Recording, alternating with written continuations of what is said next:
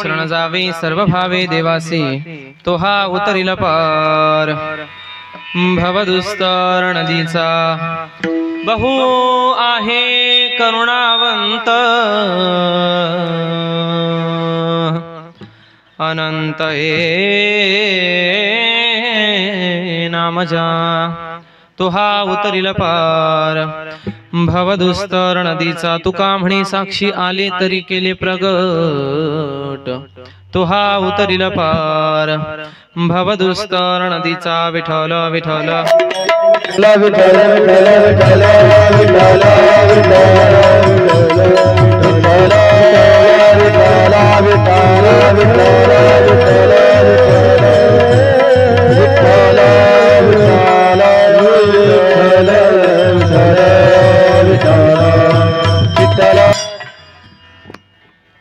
मनवणी शरण जावे सर्व भावे देवासी तो हा उतरिल पार भवदुस्तर नदीचा समचरण सरोजम सांद्रणीला बुदाभ जगननिहित पाणी मंडनम मंडनान तरुण तुलसीमाला कंदरम कंजनेत्रम सदैदवलहासं विठ्ठलं चिन्तयामि पांडुरंग तारू प्रथमनमन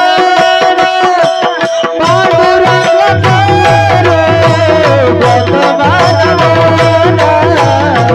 पांडुरंग तारू प्रथमनमन पांडुरंग तारू प्रथमनमन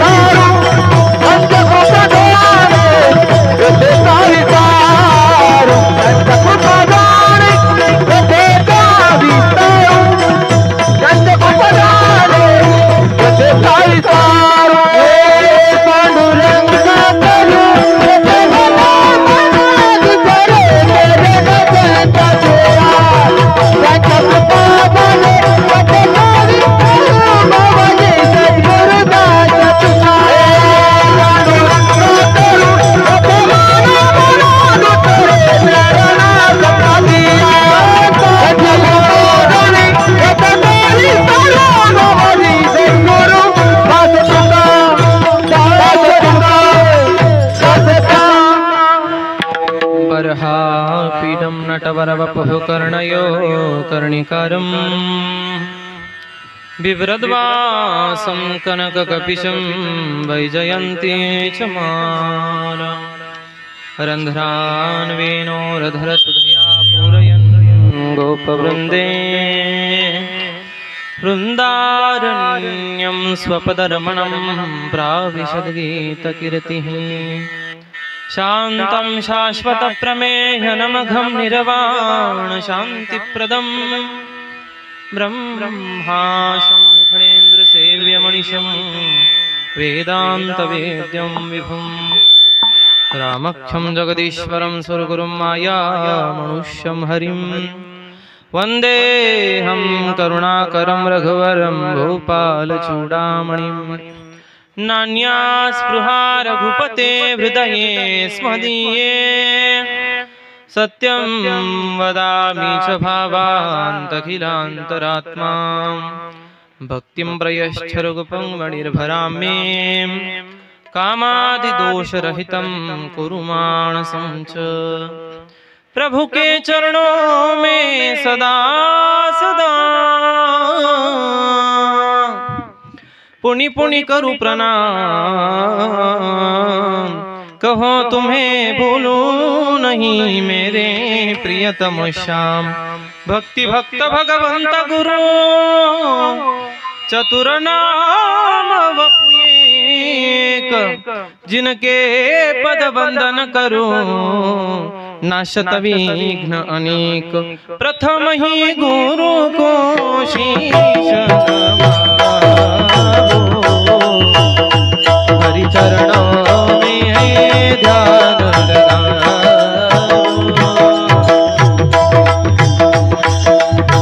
मंगल भवन मंगलवारी प्रभु सुदशरथ अजित बिहारी सिया राम मय समद गदानी करब प्रणाम जोरी जुग पानी जय हनुमान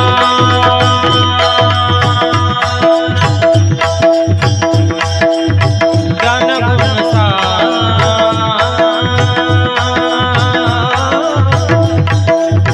जय कपीसति हो लोक बुलागर जय जय जय हनुमान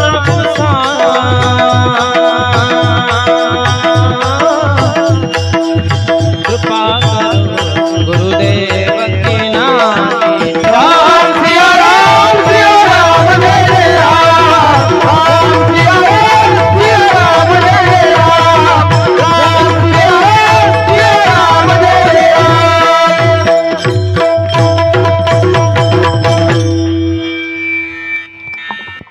कलावत्न जीवोद्धरार्थावतारम् कलाङ्काङ्कतेजोऽधिकामोदिवक्त्रम् खलाणीशवादापणोदार्हदक्षम् समाधिस्तमूर्तिं भजे ज्ञानदेवम् आकारा जोडितो कथे काळी कारा जोडितो कथे काळी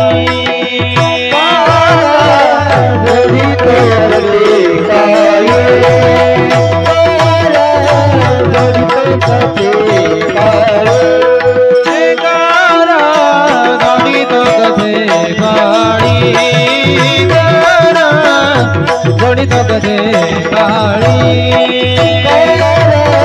जोड़ी तो कथे काली जोड़ी तो कथे काली अपना सावे जवानी अपना वे जवानी तेरा जोड़ी तो कथे काली जोड़ी तो कथे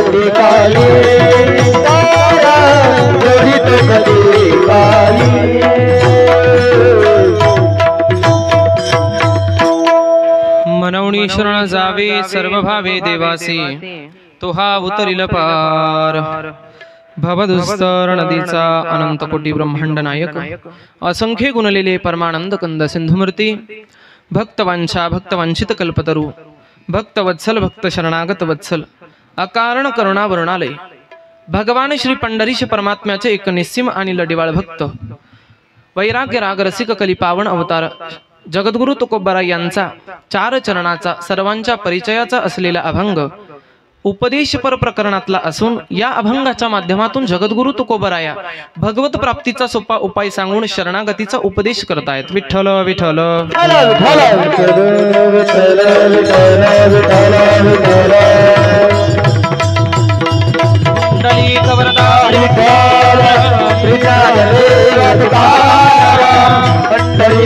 भगवान की जय।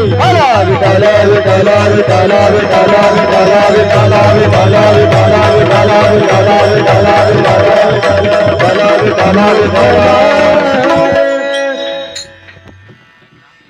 अभंग खूप गोड आहे महाराज, सर्वांच्या पाठातला परिचयाचा आहे, 4 चरणाचा अभंग आहे।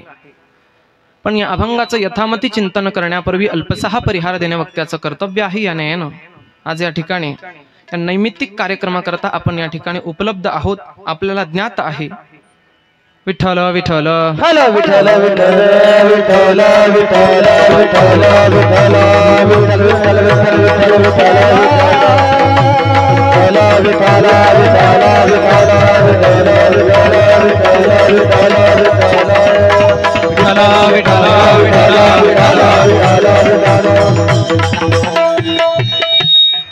किम निमित्तानं आपण या ठिकाणी उपस्थित आहात आपल्याला ज्ञात आहे। कैलासवासी गंगा भागीरथी शांताबाई विश्वनाथ पाटील उर्हे या माऊलीला आजींना आपल्यातून जाऊन आज 1 वर्ष पूर्ण होते आहे आणि तदनिमित्ताने या ठिकाणी आपण सर्व या उर्हे परिवारामध्ये उपस्थित आहात। कारण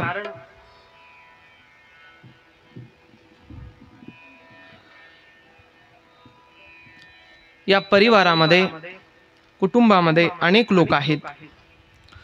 श्री बाळासाहेब विश्वनाथ पाटील उर्हे त्यांचा मुलगा आहे, श्री रावसाहेब रामचंद्र पाटील देठे त्यांचे जावई, श्री आबासाहेब विश्वनाथ पाटील उर्हे त्यांचा मुलगा, श्री सोपान विश्वनाथ पाटील उर्हे मुलगा, श्री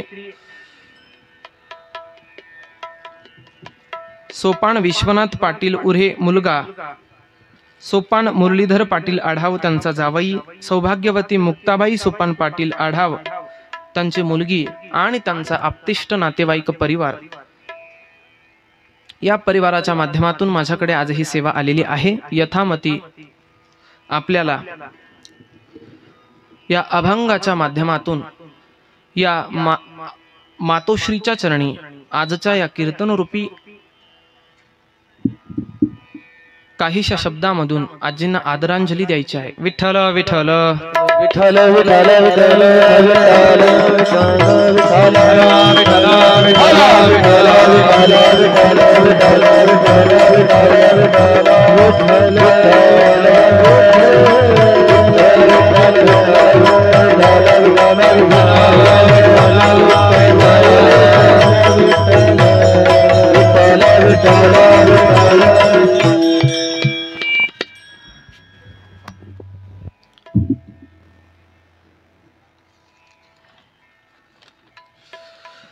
कैलासवासी गंगा भागीरथी शांताबाई विश्वनाथ पाटील उर्हे या आजींचं आज प्रथम पुण्यस्मरण आहे आणि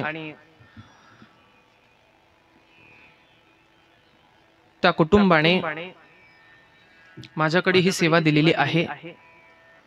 या आजींना जाऊन सज्जनांनो आज आपल्यातून 1 वर्ष पूर्ण होत आहे, आपल्याला ज्ञात आहे। कारण त्यांच्या फोटोकडे पाहिलं जरी वय असेल तरी तुलसी श्री सखी शोभे पापहारणी पुण्यदे पवित्र तुळशीची माळ गळ्यामध्ये, ललाटे केशवम विद्यात कंठे श्री पुरुषोत्तमम अशा पद्धतीने सुंदर असा तुलसीचा बुक्का त्यांच्या माथ्यावरती आपल्याला अजून दिसतोय।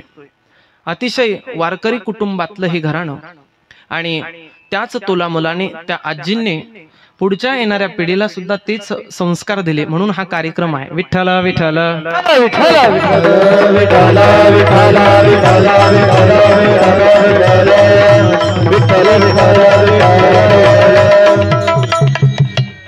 कारण आपला हा जो राहुरी तालुका हा जो परिसर आहे हा अतिशय संपन्न परिसर आहे. पण एखादा परिसर संपन्न किंवा विपन्न असो अक्षय महाराज, त्या परिसरामध्ये त्या कुटुंबामध्ये जी काही लोक असतात, काही घरं असतात, ती घराचं घरपण टिकून असतात.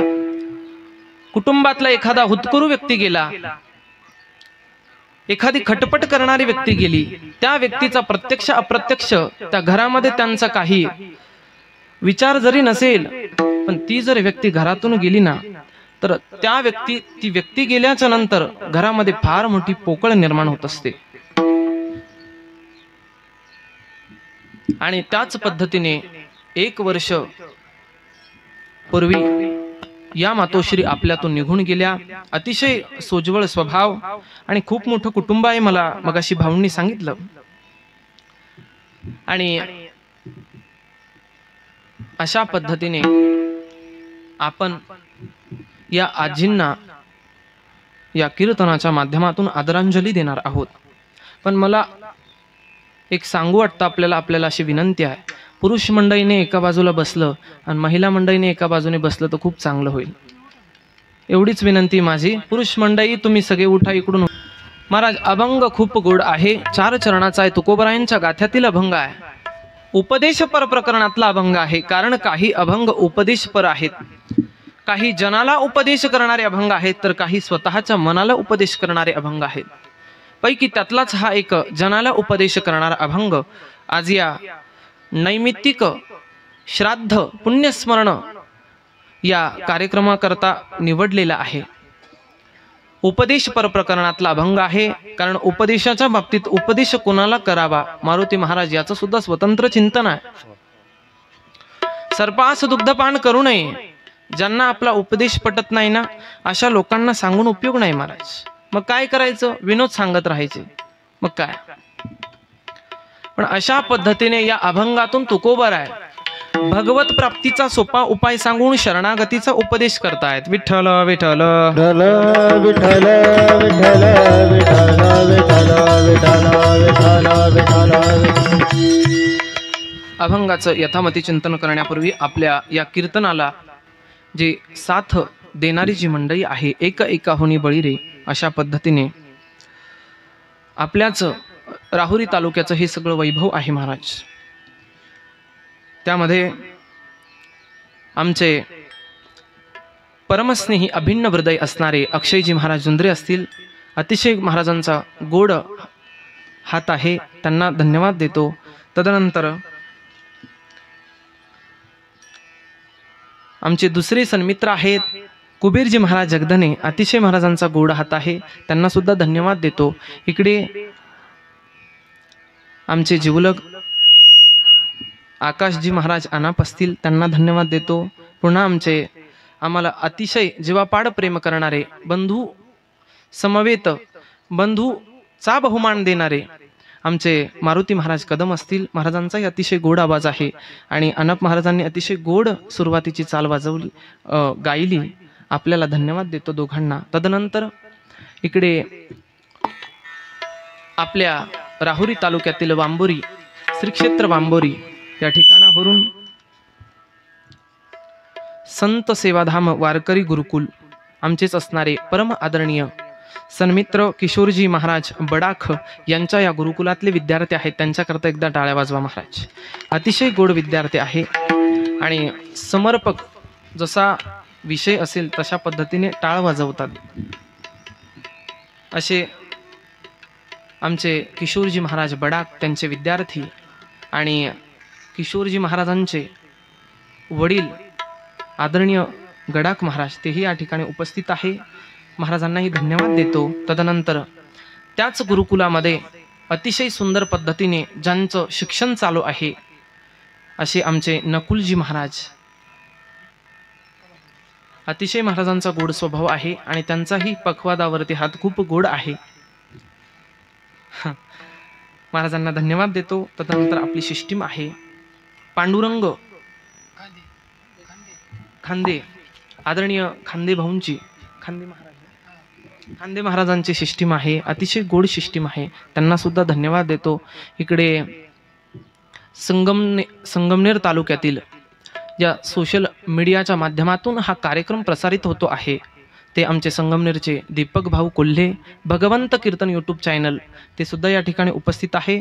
भाऊंना मी धन्यवाद देतो. तदनंतर आपल्याच राहुरी तालुक्यातील प्रसिद्ध असणारं भगवती मातेचं स्वरूप आहे, प्रतिवांगमय विग्रह आहे, ते असणारं श्री क्षेत्र कणगरगाव. आणि त्या कणगर गावातील त्याच भगवतीचे पुजारी आमचे, आणि नाव सुद्धा कनकावती चॅनल असे असणारे आमचे भाऊ या ठिकाणी उपस्थित आहे. अतिशय गोड चॅनल आहे. दोन्हीही भाऊंचं आपणास धन्यवाद देतो. सगळ्यांना धन्यवाद देऊन आपण सज्जन श्रोतृवृंद, देवरूप श्रोतृवर्ग आपल्या सर्वांच्या चरणी नतमस्तक होऊन कीर्तनाला प्रारंभ करतो. विठ्ठल विठ्ठल विठ्ठल विठ्ठल विठ्ठल. आज या माऊलीचं प्रथम पुण्यस्मरण आहे. पण कधी आपल्याला प्रश्न पडला का, प्रथम पुण्यस्मरण का करावं, का केलं जातं? कारण त्या प्रथम पुण्यस्मरण नावातच गुह्य दडलेलं आहे. पुण्य व्यक्तीचं स्मरण करणं याला पुण्यस्मरण असं म्हणतात. आणि ज्या व्यक्तीचं स्मरण केल्यानं आपल्याला पुण्य प्राप्त होतं त्याला पुण्यस्मरण असं म्हटलं जातं. कुटुंबाकरता आपल्या गेलेल्या पितरांचं पुण्यस्मरण आपण घालतो, तर ते गेलेल्या पितरांचं आपण स्मरण करतो. ते स्मरण केल्याच्या नंतर त्यांच्याकडून आपल्याला काही पुण्य प्राप्त होत असतं, म्हणून पुण्यस्मरण. अनेक भाव आहेत त्या शब्दाचे. पण समाजाकरता भगवंताचं स्मरण, संत महात्म्यांचं स्मरण केल्यानं अनेक पटीने आपल्याला पुण्य प्राप्त होतं, म्हणून पुण्यस्मरण. अनेक अर्थ आहेत. म्हणून अशा पद्धतीने या आजींना आपल्यातून जाऊन 1 वर्ष पूर्ण होत आहे. आणि तर खऱ्या अर्थानं पाहू गेलो तर कीर्तनाचे काही नियम आहेत. नाथ महाराज एके ठिकाणी वर्णन करतात, भक्ती ज्ञाना विरहित इतरा गोष्टी न कराव्या, प्रेम भरे वैराग्याच्या युक्ती विवाराव्या, जेणे करुणी अंतरी मूर्ती ठसावी श्रीहरीची, ऐसी कीर्तन मर्यादा आहे संतांच्या घरची.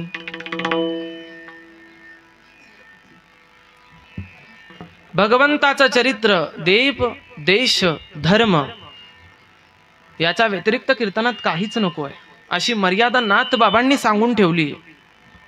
पण आता काय असतं, एक कुटुंबाच्या मध्ये भावनिकता असते. तशा पद्धतीने जर पाहू गेलो तर आजकाल कीर्तनामध्ये आई वडिलांविषयी एक चर्चा सत्रच स्वतंत्र आरंभलेलं आहे. कारण त्याच्यामध्ये किती पोषक असावं बोलणं हे मात्र लोक विसरत चालले. जुने कीर्तनकार सांगायचे पूर्वीचे, कीर्तनामध्ये विनोद किती असावा, आपण जेवणामध्ये जेवढं मीठ घेतो तेवढा विनोद कीर्तनात असावा. पण हल्ली आता ती परिस्थिती बदलत चाललेली आहे. हा, मी म्हणत नाही, त्यांचं पुण्यस्मरण आहे, त्यांचा कृतज्ञता व्यक्त सोहळा आपण करतो. कारण कृतज्ञता, आई वडिलांच्या विषयी कृतज्ञता व्यक्त करण्याची संधी म्हणजे पुण्यस्मरण आहे. म्हणून काय मग आई वडिलांच्या विषयीच स्वतंत्र कीर्तनामध्ये त्यांचं चर्चासत्र आरंभायचं असं नसतं. एके ठिकाणी जर पाहू गेलो तर शास्त्रकारांनी आई वडिलांविषयी फार काही लिखाण करून ठेवलेलं आहे. प्रत्येकाला काय एकच आई आणि एकच बाप असतो असं नाहीये. शास्त्रकार वर्णन करतात, प्रत्येकाला 5 आया आणि 5 बाप उपकार करण्याकरता भगवंतानं नेमून दिलेली आहे. ती कोणती? जनिताच उपनिताच यस्तु विद्यां प्रयच्छति, अन्नदाता भयत्राता, पंचेते पितर स्मृताः, जन्माला घालणारा पहिला बाप आपला बाप आहे. उपनीताच, उपनेने संस्कार करणारा आपला दुसरा बाप आहे. यस्तु विद्यां प्रयच्छति, आपल्याला परमार्थाच्या गोष्टी शिकवणारा आपला तिसरा बाप आहे. अन्नदाता, चौथा बाप आहे आपला अन्नदान करणारा, ज्याच्यावरती आपला उदरनिर्वाह होतो. हा चौथा बाप आपला अन्नदान करणारा आपला बाप आहे.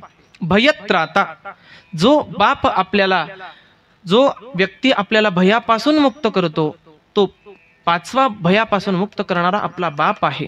अशी 5 बाप प्रत्येकाला, तशा 5 आया सुद्धा प्रत्येकाला आहे. शास्त्रकार पुन्हा वर्णन करतात. राजपत्नी, गृहपत्नी, मित्रपत्नी तथैव च, पत्नी माता स्वमाता च, पंचैता मातर स्मृता. राजाची बायको आपली आई आहे. राजपत्नी, गुरुपत्नी, गुरूंची पत्नी आपली आई आहे. मित्रपत्नी तथैव च, मित्राची बायको आपली आई आहे. पत्नी माता, स्वतः आपल्या बायकोची आई आपली आई आहे. आणि स्वमाताच, स्वतःची आई आपली आई आहे. अशा 5 आया आणि 5 बाप प्रत्येकाला भगवंतानं उपकार करण्याकरता नेमून दिलेले आहे. किती प्रमाण सांगावे महाराज. मातरम पितरम चैव साक्षात प्रेम देव स्वरूपिना. विठ्ठल विठ्ठल विठ्ठल विठ्ठल. हे वडील हे साक्षात भगवंतानं निर्माण केलेलं दुसरं दैवत आहे सज्जनांनो. म्हणून जास्त बोलत नाही, कारण कीर्तनाच्या काही मर्यादा असतात. म्हणून एक भावनिकता असते कुटुंबामध्ये. म्हणून समाजाकरता, कुटुंबाकरता आपल्याला आई वडील महत्वाचे असतात. तशी समाजामध्ये वावरत असताना संत महात्मे आणि सद्गुरू आपल्यासाठी फार महत्वाचे असतात. कारण जीवन जगत असताना आपल्याकडून 4 कर्म घडली पाहिजे, त्यावेळेस तो मनुष्य निराळा होतो. आपल्याला जर निराळा व्हायचं असेल तर काय केलं पाहिजे. शास्त्र सांगतात 4 कर्म केली पाहिजे. पहिलं कर्म आहे नित्य कर्म, दुसरं आहे काम्य कर्म, तिसरं आहे प्रायश्चित्त कर्म आणि चौथं आहे नैमित्तिक कर्म. मला श्रद्धापर्यंत यायचे. नित्य कर्माचा विचार पाहूया. नित्य कर्म म्हणजे काय. आपण आपल्या जीवनामध्ये, नित्याच्या जीवनामध्ये दररोज काहीतरी नित्यनेम केला पाहिजे. चांगलं कार्य आपण केलं पाहिजे, याला नित्यनेम म्हणतात. पण आमचे वारकरी बघा, पहाटे उठल्याच्या नंतर सकाळी काकडा, भगवंताचं औक्षण, पुन्हा काही नित्यनेम असेल ते नित्यनेम, वाचन, सर्व काही नित्यनेम वारकरी करतात. आणि हे संत महात्म्यांनी आपल्याला घालून दिलेली परंपरा आहे महाराज. प्रत्येक जण आपण पहा, आपण ज्यांना आदर्श मानतो ते संत महात्मे प्रत्येकानं जीवनामध्ये नित्यनेम केलेला आहे. आणि तोच नित्यनेम आपल्याला आदर्श ठेवून आपल्याला सांगितलेला आहे की अशा अशा पद्धतीने आपण नित्यनेम केला पाहिजे. म्हणून नित्यनेम जीवनामध्ये फार महत्वाचा आहे. किती महत्वाचा आहे, त्या नित्यनेमाचे खूप फायदे सांगितलेले आहे शास्त्रामध्ये. सोप्या भाषेत आपल्याला सांगून जातो. रायगड किल्ल्यावरती ज्यावेळेस छत्रपतींचं निर्याण झालं आणि त्यांचा अवतार कार्य संपन्न झाल्याच्या नंतर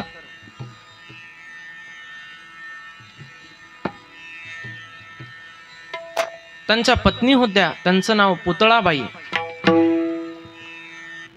आणि त्या पुतळाबाई राणीसाहेब रायगडावरती थांबल्याच्या नंतर काही गार हवा लागायची. आणि गार हवा लागत असल्या कारणामुळे त्यांना दम लागायचा, त्रास होत असल्या कारणाने रायगड पासूनच काहीशा अंतरावरती पाचार नावाचं गाव आहे, त्या गावामध्ये त्या वास्तव्यासाठी असायच्या. आणि दररोज छत्रपतींच्या दर्शनाकरता रायगड किल्ल्यावरती येत असायच्या. कोण? पुतळाबाई, राणीसाहेब पुतळाबाई. आणि कधी कधी छत्रपती किल्ल्यावर जरी नसेल तर नुसतं त्यांच्या सिंहासनाचं दर्शन घ्यायचं पण नित्यानं यायच्या, दर्शन घेऊन पुन्हा आपल्या त्या पाचार गावामध्ये जायच्या. पण एक दिवस झालं असं का, तर त्या आजारी असल्या कारणामुळे त्या गावामध्ये राहत असायच्या. पण नित्यानं त्यांचं छत्रपतींकडे येणं होतं, दर्शन होतं. एक दिवस झालं असं, छत्रपती निर्याण झाले ही बातमी पुतळाबाईंच्या, राणीसाहेबांच्या कानावरती पडली. आणि त्यांच्या कानावरती पडल्याच्या नंतर आता दररोज मेनामध्ये पालखीमध्ये बसून जाणाऱ्या पुतळाबाई, आता त्यांना असं वाटलं, आता आपण छत्रपतींपर्यंत कसं पोहोचायचं, हाच मोठा प्रश्न त्यांना निर्माण झाला. पालखीत तर बसता येणार नाही, आता ती शोभा देणार नाही. पालखीत बसून आहे त्याच अवस्थेत पटपट पटपट चालायला लागल्या. आणि चालत असताना खूप कालावधी लोटत होता, इकडे सूर्य अस्त होत होता. आणि कुणीतरी त्यांना सांगितलं की थांबा, छत्रपतींची संध्याची वेळ होत आलेली आहे आणि सूर्य अस्ताला जात आहे. आणि असा नियम आहे धर्मशास्त्राचा की सूर्य अस्त होत असताना, राजा हे देवाचं स्वरूप आहे आणि त्या राजाला अग्निडाव दिला जात नाही. त्या राजाला, अर्थात कुठलाही राजा असो, त्याला अग्निदहन, त्याचा संस्कार सूर्य अस्त होण्याच्या कालावधीमध्ये केला जात नाही. म्हणून सांगितलं पुतळाबाईला की सूर्य अस्त होतोय, वरती चंदनाच्या लाकडांमध्ये महाराजांचा देह ठेवलेला आहे. आणि इकडे पुतळाबाई मेनात बसलेल्या नाही, धापा टाकत टाकत टाकत टाकत पावलं न पावलं चालले आहेत. आणि जात असताना त्यांना तो गृहस्थ म्हटला. आणि म्हटल्याच्या नंतर पुतळाबाईंचं वाक्य ऐका सज्जनांनो, त्यांनी सांगितलं, सूर्य अस्त नंतर कुठल्याच राजाचं अग्निदाह संस्कार होत नाही, पण तो सूर्यच अस्त झाला नाही तर मग काय. महाराज त्याच ठिकाणी त्या पुतळाबाईंनी त्या सूर्याला आवाहन केलं की जोपर्यंत तुला माझं दर्शन होत नाही, जोपर्यंत मी छत्रपतीचा अग्निदाह संस्कार करून येत नाही, तोपर्यंत अस्ताला जायचं नाही. विठ्ठल विठ्ठल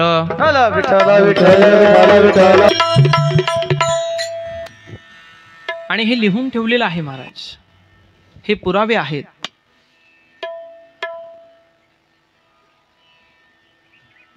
ज्या वेळेस त्या असणाऱ्या छत्रपतींच्या पत्नी पुतळाबाई त्या ठिकाणी रायगडावरती गेल्या, छत्रपतींचा अग्निदाह संस्कार पूर्ण पार पडला.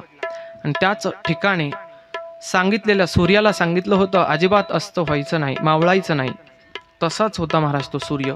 याला म्हणतात नित्यनेम. याच्यावरती सांगत आहे मी आपल्याला, असा नित्यनेम जीवनात असावा. म्हणून पहिलं कर्म आहे नित्यकर्म. नित्यकर्मामध्ये फार ताकद असते आणि त्यातल्या त्यात दररोजच्या नित्यकर्मामध्ये तर फारच ताकद असते. म्हणून नित्यकर्म माणसानं केलं पाहिजे. दुसरं आहे काम्य कर्म. कामणेनं काहीतरी भगवंताला आवाहन करायचं. पुत्र मिळत नाही, पुत्र कामिष्ट यज्ञ, पुत्र कामिष्ट यज्ञ करा, पुत्राची प्राप्ती. पर्जन्य पडत नाही, इंद्रयाग यज्ञ, पर्जन्याची प्राप्ती. म्हणजे कुठली तरी कामना धरून भगवंताला केलेलं आवाहन म्हणजे काम्य कर्म. तिसरं कर्म सांगितलेलं आहे प्रायश्चित्त कर्म. प्रायश्चित्त कर्म म्हणजे काय,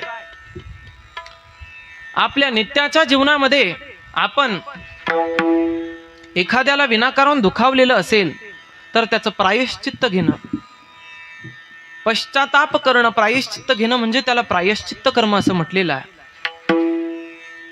याज्ञवल्क्य नावाचे ऋषी आहे आणि त्यांनी याज्ञवल्क्य स्मृती ग्रंथामध्ये या प्रायश्चित्त कर्माचे 2 अध्याय खर्च केलेले आहेत. त्यांनी सांगितलंय की माणसानं आपल्याकडून एखाद्या महान मोठ्या व्यक्तीचा अपमान झाला चुकून, तर त्याला प्रायश्चित्त काय, तर गोमातेचा स्पर्श करायचा, दर्शन करायचं प्रायश्चित्त झालं. तदनंतर आपल्याकडून दिवसातून चुकून एखाद्या वेळा खोटं बोललं गेलं तर त्याचं प्रायश्चित्त काय, गोमातेला स्पर्श करायचा. गायीला स्पर्श करायचा आणि मोठ्या व्यक्तीचा जर अपमान आपल्याकडून झालेला असेल तर त्यांना तुळशीला स्पर्श करायचं. दोन्हीही गायीला आणि तुळशीला स्पर्श केल्यानंतर त्यांचं प्रायश्चित्त झालं. विठ्ठल विठ्ठल म्हणून हे प्रायश्चित्त कर्म आहे. तिसरं कर्म आहे नैमित्तिक कर्म, की ते आजच्या दिवसाचं काहीतरी निमित्तानं केलं जातं त्याला नैमित्तिक कर्म असं म्हणतात. आणि तोच हा श्राद्धाचा विधी. प्रथम पुण्यस्मरण. सज्जनांनो, आपल्याकडे 16 संस्कार आहेत आपल्या हिंदू धर्मामध्ये. त्याला षोडश संस्कार असं म्हणतात. आणि गर्भाधान संस्कारापासून तर अंत्येष्टी संस्कारापर्यंतचे जे मधले काही संस्कार आहेत ते 16 संस्कार ते आपल्यावरती होणं अत्यंत गरजेचं आहे. आणि एवढंच नाही तर आपल्या पूर्वजांनी सुद्धा हे संस्कार आपल्याला आदर्श ठेवलेले आहे. पैकी एका संस्काराचं चिंतन करू गेलो तर जात कर्म संस्कार म्हणजे नामकरण विधी. त्या संस्काराचं वर्णन श्रीमद भागवत महापुराणामध्ये अतिशय गोड पद्धतीने आलेलं आहे. आणि ते कुणाचं तर साक्षात भगवान श्रीकृष्ण परमात्मा ज्यावेळेस जन्माला आले आणि जन्माला आल्याच्या नंतर भगवान श्रीकृष्ण परमात्म्याच्या आत्याने सुनंदा आत्याने ज्यावेळेस भगवान श्रीकृष्ण परमात्म्याचं मुखकमल पाहिलं एवढा आनंद झाला. नंद बाबाला सांगितलं. नंद बाबांना सुद्धा एवढा आनंद झाला आहे. त्याच जागेवरती नाचायला लागले. आणि नाचत असताना त्या नंद बाबांनी एक वेदी, द्विवेदी, त्रिवेदी, चतुर्वेदी ब्राह्मणांना आमंत्रित केलं. आणि आमंत्रित करून त्यांच्याकडून जात कर्म संस्कार पार पाडला. हरिनंदस्त्वात्मज उत्पन्ने जातल्हादो महामना. नंदस्त्वात्मज उत्पन्ने जातल्हादो महामना. अहोय विप्राण वेदज्ञान शातः शुचिरलङ्कृत. वाचयित्वा स्वस्तयनं जातकर्मात्मजस्य वै. वाचयित्वा स्वस्तयनं जातकर्मात्मजस्य वै. कारयामास विधिवत् देवार्चनं तथा. नन्दस्त्वात्मज उत्पन्ने जातल्हादो महामना. जातल्हादो महामना. जातल्हादो महामना. जातल्हादो महामना. एक वेदी, द्विवेदी, त्रिवेदी, चतुर्वेदी ब्राह्मण बोलावले आणि स्वस्ती वाचन केलं. स्वस्ती न इंद्रो वृद्धश्रवाः. स्वस्ती न पूखा विश्ववेदाः. स्वस्ती नस्ताक्षो अरिष्टनेमि. स्वस्ती नस्ताक्षो अरिष्टनेमि. स्वस्ती नो बृहस्पतिर्दधातु. वाचयित्वा स्वस्तयनं जातकर्मात्मजस्य वै. कारयामास विधिवत् पितृदेवार्चनं तथा. सुंदर अशा पद्धतीने भगवान श्रीकृष्ण परमात्म्याचा जातकर्म संस्कार पार पाडला. असं श्रीमद भागवताच्या दशम स्कंधामध्ये काही श्लोक आलेले आहेत. त्याला नंदस्तुती असं म्हटलं जातं. आणि त्या 18 श्लोकांमध्ये नंदस्तुती सांगितलेली आहे. ते 18 श्लोक म्हणजे सामान्य नाही महाराज. ते 18 श्लोक म्हणजे 18 पुराण आहे. तेच 18 श्लोक म्हणजे गीतेचे 18 अध्याय आहेत. सामान्य नाही. आणि तेच 18 श्लोक म्हणजे 18 उपपुराण आहेत. अशा पद्धतीने जात कर्म संस्कार पार पाडला महाराज. आणि तो कुठे? घरामध्ये नाही, स्वच्छ ठिकाणी नाही, गावठी गायीच्या गोमातेच्या गोठ्यामध्ये तो जात कर्म संस्कार पार पडला महाराज. नामकरण विधी सुद्धा गोठ्यामध्येच झालेला आहे. ज्यावेळेस यादव असणारे यादवांचे जे कुलगुरू होते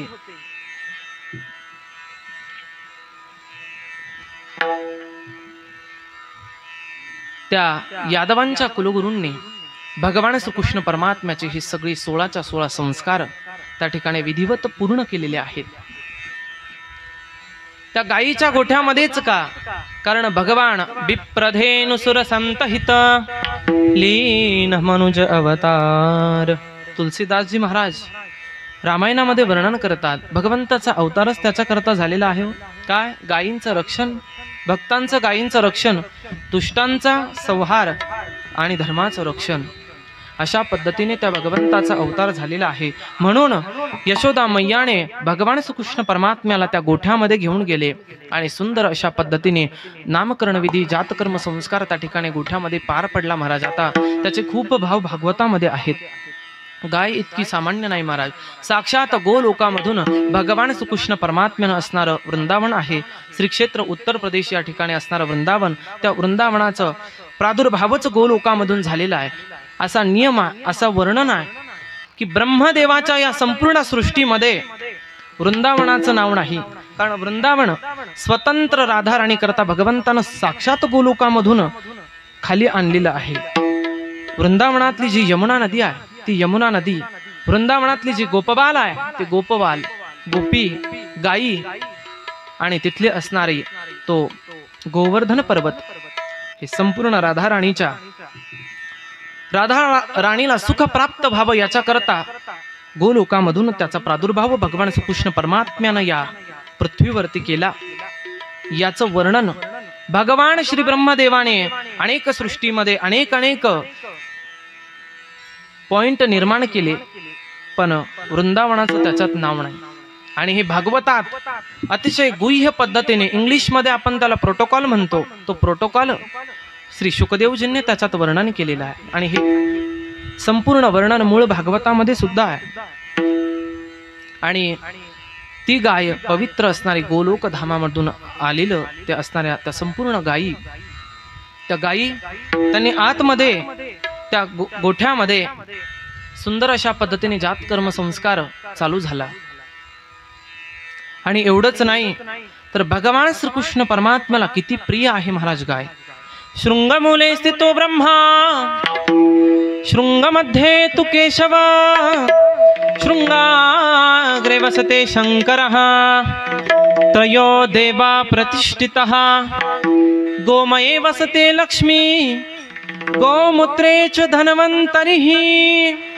गायीच्या शेणामध्ये लक्ष्मीचा वास, गोमूत्रे च धन्वन्तरिः, गायीच्या गोमूत्रामध्ये धन्वंतरी नामक देवतेचा वास आणि गायीच्या शेणामध्ये लक्ष्मी मातेचा वास. मध्यभागी गायीच्या भगवान ब्रह्मदेवाचा वास, मागच्या बाजूने भगवान श्री हरी विष्णूंचा वास आणि गायीच्या मुखाच्या बाजूने भगवान श्री शंकरांचा वास आहे. अशी असणारी पवित्र गाय भगवंताला अतिशय प्रिय आहे. आणि त्या असणाऱ्या गोठ्यामध्ये अतिशय सुंदर अशा पद्धतीने काहीशे संस्कार त्या ठिकाणी श्रीकृष्ण परमात्म्याचे पार पडलेले आहे. का सांगतो मी तुम्हाला, हा जो जातकर्म संस्कार आहे, हे जे 16 संस्कार आहेत संस्कृतातले, हे फार महत्वाचे आहे. आणि आज ते लुप्त होत चाललेत महाराज. कोणी लक्ष देत नाही या 16 संस्कारांच्याकडे. आणि म्हणून हे झाले पाहिजे. आणि याचे पुरावे आपल्याला अजूनही सापडतात की कशा पद्धतीने हे 16 संस्कार कशा पद्धतीने केले जातात, त्याचं संपूर्ण विवेचन आपल्या पुराणांमध्ये आहे. पण सज्जनांनो, अभंगाच्याकडे आपण काहीच चिंतन पाहूया. जो अभंग आपण जगद्गुरु तुकोबरायांचा घेतलेला आहे, त्यांचा अधिकार सामान्य नाही. वैराग्य राग रसिक कली पावन अवतार असणारे जगद्गुरु तुकोबराय, त्यांचा अधिकार अनेक ठिकाणी सापडतो. आणि माझ्या पद्धतीने मी एक अधिकार पाहिला की कशा पद्धतीने आपल्या सनातन हिंदू धर्मामध्ये सज्जनांनो अनेक पुराण आहे. किती पुराण आहे मग बोला महिला मंडळ, किती पुराण आहे? 18. वा. वेद किती आहेत? किती?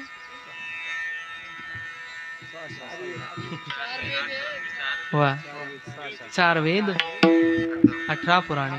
मग 18 पुराण आहेत, मग मला नावं सांगा बरं त्याची. सांगा. सोप्या पद्धतीने आपल्याला सांगून टाकतो. एका श्लोकामध्ये देवी भागवताच्या प्रथम स्कंदातल्या 2ऱ्या अध्यायामध्ये 2ऱ्याच क्रमांकाचा श्लोक आहे. तर किती पुराण आहे त्याचं वर्णन सांगितलंय. मद्वयम भद्वयम चैव व्रत्रयम चतुष्टयम अनापलिंग कुस्कानी पुराणानी पृथक पृथक. झाली 18 पुराण. विठ्ठल विठ्ठल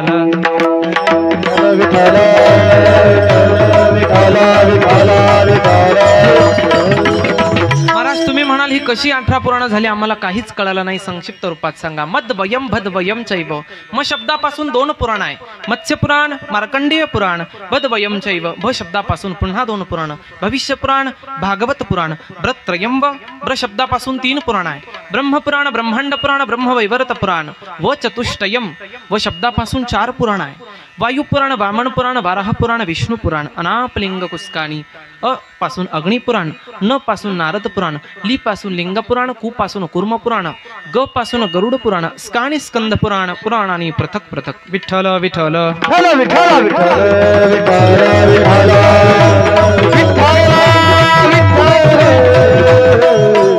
अशा पद्धतीने 18 पुराणांचं वर्णन देवी भागवताच्या त्या प्रथम स्कंदात आलेलं आहे. आणि मग एवढ्या सगळी पुराण अभ्यास करायच्या कुठल्या पद्धतीचा म्हणून प्रस्थानत्रयी निर्माण झाली. पहिला ग्रंथ आहे ब्रह्मसूत्र, दुसरा ग्रंथ आहे दशोपनिषद आणि तिसरा ग्रंथ आहे श्रीमद भगवद्गीता. ही हिंदू सनातन हिंदू धर्माची प्रस्थानत्रयी आहे महाराज. ही झाली हिंदू धर्माची प्रस्थानत्रयी. पण आपल्या वारकरी संप्रदायामध्ये सुद्धा प्रस्थानत्रयी आहे. त्याच्यामध्ये प्रमुख 3 ग्रंथ आहे. पहिला ग्रंथ आहे वारकरी संप्रदायाच्या प्रस्थानत्रयीचा ज्ञानोबरायांची ज्ञानेश्वरी. दुसरा ग्रंथ आहे एकनाथ महाराजांचं एकनाथी भागवत आणि तिसरा ग्रंथ आहे तुकोबरायांचा गाथा. इथे अधिकार आहे. विठ्ठल विठ्ठल विठ्ठल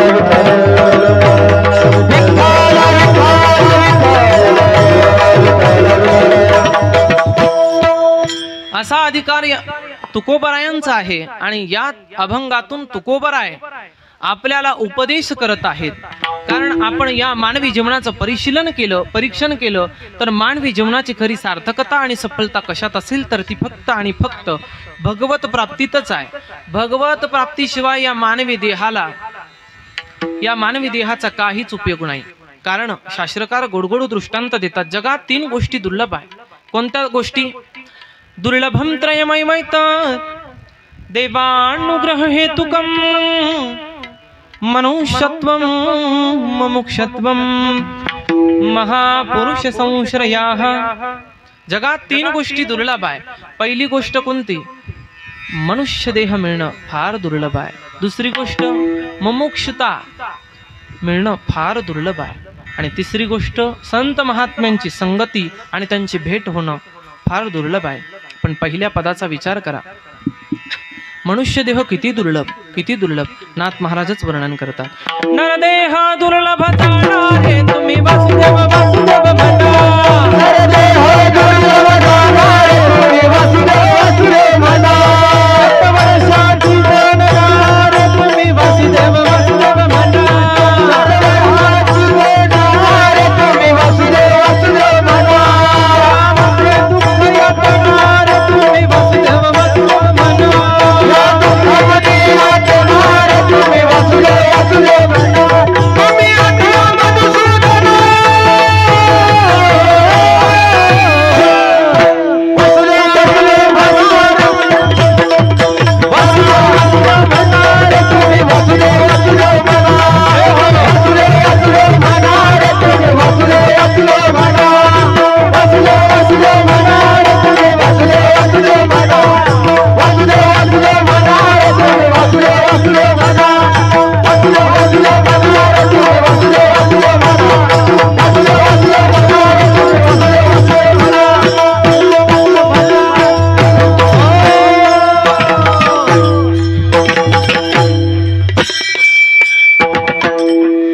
किती दुर्लभ, किती दुर्लभ.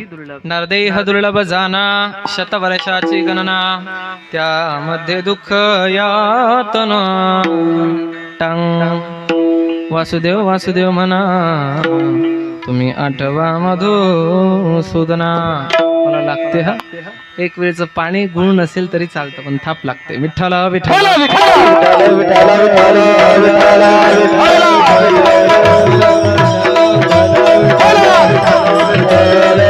पहिली गोष्ट दुर्लभ आहे. मानवी देह आपल्याला प्राप्त झाला. महाराज या मानवी देह जो आपल्याला प्राप्त झाला याची इच्छा साक्षात स्वर्गातले देव करतात. हो स्वर्गीचे यम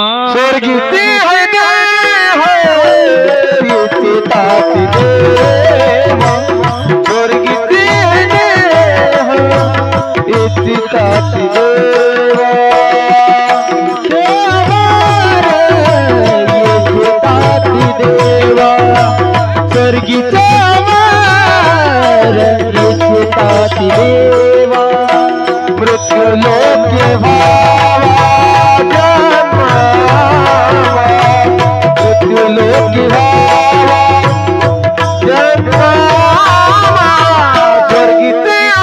मृत्यू लोकी व्हावा जन्मावा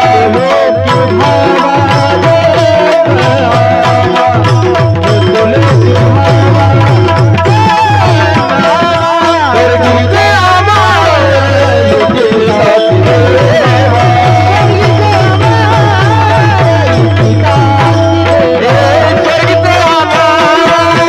इच्छिताती देवा स्वर्गीचे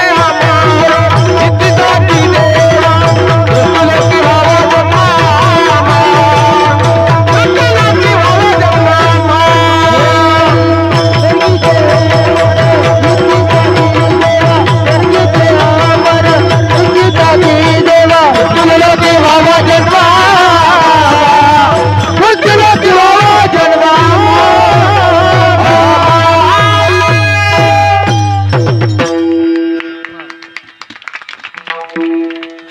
अतिशय गोड महाराज. स्वर्गीचे अमर इच्छिताती देवा मृत्युलोकी भावा जन्म आम्हा मृत्युलोकी भावा मृत्युलोकी भावा मृत्युलोकी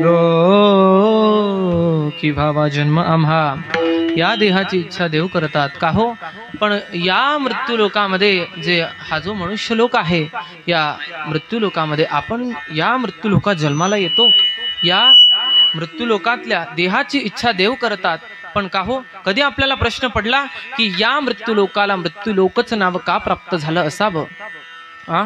या मृत्यूलोकाचं नाव अगोदर मनुष्यलोक होतं सज्जनांनो सुरुवातीला, तदनंतर याचं मृत्यूलोक नाव पडलेलं आहे. मार्कंडेय पुराणामध्ये याचं संक्षिप्त रूपानं वर्णन आहे. ज्या वेळेस या लोकाला नाव होतं मनुष्यलोक, या मनुष्यलोकामध्ये एक सुद्धा मनुष्य मरत नसा, एक सुद्धा मनुष्य मरत नसायचा. पण झालं असं, मृत्यूची देवता रडत रडत भगवान श्री ब्रह्मदेवाच्या कडे गेली आणि भगवान ब्रह्मदेवाच्या कडे गेल्याच्या नंतर भगवान ब्रह्मदेवाला आपली व्यथा प्रकट केली की भगवान ब्रह्मदेव, तुम्ही जी सृष्टी निर्माण केली त्या सृष्टीमध्ये माझा कोणीच स्वीकार करत नाही, मग माझा कोणीतरी स्वीकार केला पाहिजे अशी माझी विनंती आहे. भगवान ब्रह्मदेव म्हटले काळजी करू नको. मग ती असणारी क्रंदन करत असणारी रडत असणारी ती मृत्यूची देवता तिचे आसू आपल्या ओंजळीमध्ये धारण केले भगवान ब्रह्मदेवाने आणि जसे पृथ्वी लोकावरती शिंपडले त्याच क्षणी मृत्यूच्या देवतेला वरदान दिलं की हे मृत्यू देवता, जा मी तुला वरदान देतो, आजपासून या पृथ्वी लोकावरती या मनुष्य लोकावरती जो जो जीव जन्माला येईल त्याला प्रत्येकाला तुझा स्वीकारच करावा लागेल, हे माझं तुला वरदान आहे. विठ्ठल विठ्ठल विठ्ठल विठ्ठल विठ्ठल विठ्ठल विठ्ठल. अशा पद्धतीने मृत्यू देवतेला वरदान दिलेले आहे महाराज. आणि म्हणून या मृत्यू लोकामध्ये हा मनुष्य देह हा प्रसिद्ध प्रमाण आहे तुकोबारायांचं, आपल्याला हा देह मिळालाय. पावलो हा देह कागटाळी न्यायी घडो हे उपाय घडो आले. प्रसिद्ध प्रमाण आहे तुकोबारायांचं. आतापर्यंतचे जेवढे उपाय घडणारे नव्हते ते सगळे एकत्रित आले आणि आपल्याला हा देह मिळाला, आपल्या भाग्यानं मिळाला. पण महाराज आता चिंता न करता जागा सोडतो. काहींना हा देह मिळाला पण काहींना कळाला नाही, काहींना कळाला पण काहींना मिळाला नाही, काहींना कळालाही नाही आणि काहींना मिळाला पण नाही. पण ज्यांना कळाला आणि ज्यांना मिळाला त्यांचा वर्ग म्हणजे संतांचा वर्ग आहे. विठ्ठल विठ्ठल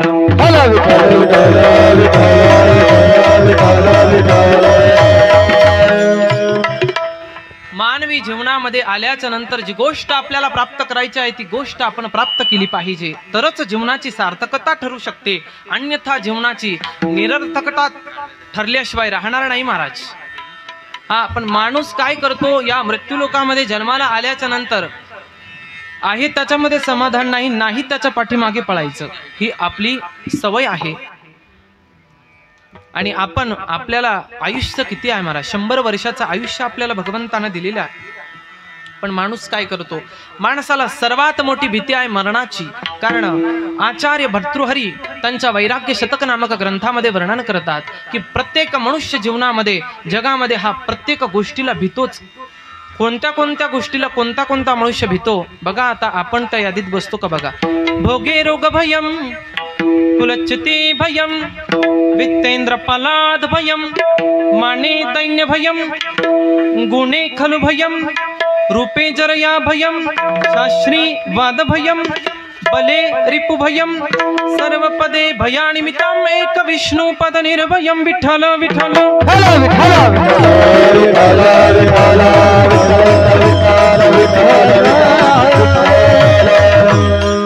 जिथं भोग आहे भोगे रोग भयम, जिथं भोग आहे तिथं रोगाची भीती आहे. कुलच्छती भयम, जिथं कुलवाण माणसं आहे त्या कुलवाण माणसाला कुल संपण्याची भीती आहे.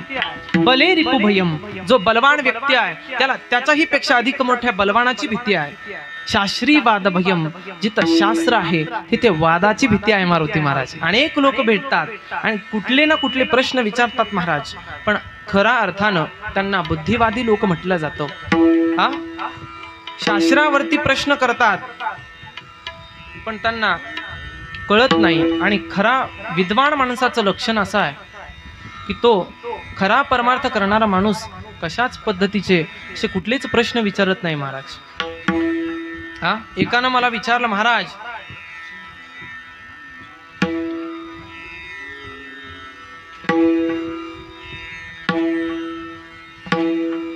सुदामदेव आहे, सुदामदेव भागवतामध्ये त्या सुदामदेवाचं आडनाव काय होतं बघा बरं. आता हे प्रश्न कसे आहेत.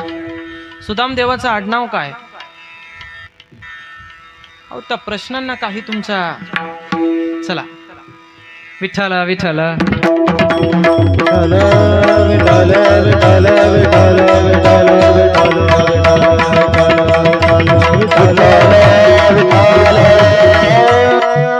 काही शेंडाही नाही आणि बुडुकही नाही असे प्रश्न आहे. पण शास्त्री वाद भयम, पुढची भीती सांगतात भर्तृहरी. रूपे जरया भयम, जिथं सुंदर रूप आहे, सुंदर युवती असेल, सुंदर पुरुष असेल, कितीही सुंदर असला तरी शेवटी रूपे जरया भयम. संस्कृतामध्ये म्हातारपण या शब्दाला जरया शब्द आहे. म्हातारपणाची भीती रूपवान व्यक्तीला आहे. आणि शेवटची भीती सांगतात जिथं गुणवान आहे महाराज. एक भीती राहिली, जिथे गुणवान आहे तिथे त्या गुणवानाला खलवानाची भीती आहे. म्हणून मारुती महाराज एवढं सावध राहायचं की कोणाच्या हातचं पाणी सुद्धा गुणीजनांनी प्यायचं नाही. विठ्ठल विठ्ठल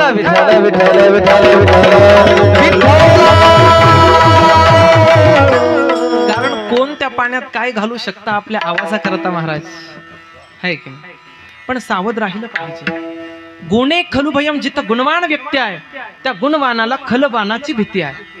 आणि शेवटची भीती सांगतात काया कृतांताद भयम, जिथं हा नरदेह आहे, जिथे शरीर आहे या शरीराला यमराजाची भीती आहे.